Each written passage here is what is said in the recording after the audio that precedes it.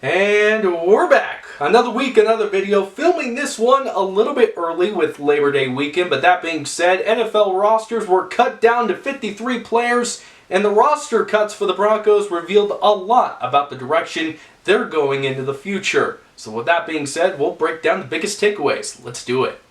So I want to start with the overall turnover on the Broncos roster that we've seen really in the last couple of years, but especially this past offseason and now with the training camp and the cuts made to get down to 53. So let's go back to the disastrous 2022 season. Only 14 players remain from that team, and just from last year's team, which won 8 games by the way, only 23 players remain. Think about that.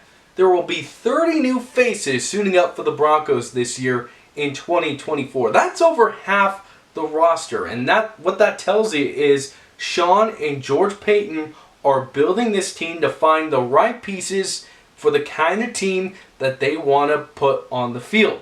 And that means you got to turn over whenever you can. You got to get younger. You got to get cheaper. Because if you keep the same players and you don't get the results you want, you're going nowhere. That is the definition of insanity, when you keep doing the same thing and expect different results. So Sean and George Paton have not stayed complacent. They're moving forward, younger and cheaper.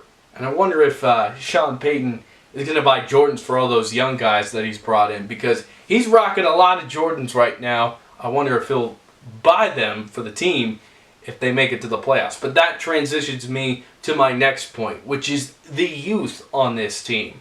So the average age for the Broncos roster last year was just over 26 years old, and surprisingly, that was the 9th oldest roster in the NFL. But compare it to this year, they're now under 26 years old in average age, and now the 10th youngest team in the NFL. And that really fits the mold for what the Broncos are really trying to do. It's go younger and go cheaper. And you have to when you have over $60 million in dead cap space because of a guy we now call dangerous. And I mean literally dangerous to any NFL team in the league. Sorry, Pittsburgh fans. But that gives you the benefit of trying to find players that are either depth pieces or budding superstars. And when you go younger, you can figure it out and put them on the road to success. So really, some of the cuts that the Broncos made this year really didn't surprise me, and I'll explain why.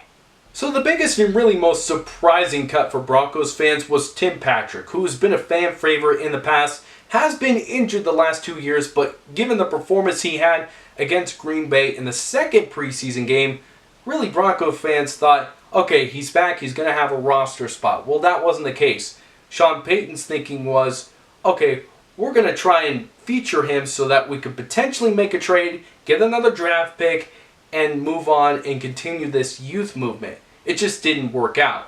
Tim Patrick was ended up cut, and he moved on and signed with Detroit, which is a great spot for him since they're considered a contender this year.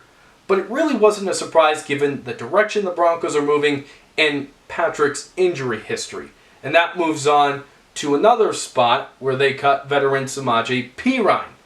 Because the Broncos had a really deep running back room coming into training camp. I mean, you had Javonte Williams, who's in better shape now. You have Jaleel McLaughlin. You draft Audric Estime. And you have undrafted rookie Blake Watson, who made the team as the 4th running back. And they even have Tyler Beatty, who had nice moments during the preseason and has been on the practice squad the last couple of years. So the Broncos were loaded, and again, it goes back to the youth movement. Samaje Perine made some mistakes, had the fumbled ball that ended up with interception against Indianapolis, and just didn't have enough reps to prove that he still had the same position that he did last year when he was specifically the 3rd down running back. So you go younger, it cuts guys like Patrick and Samaje Perine. So overall, what does this roster construction of the Broncos tell me?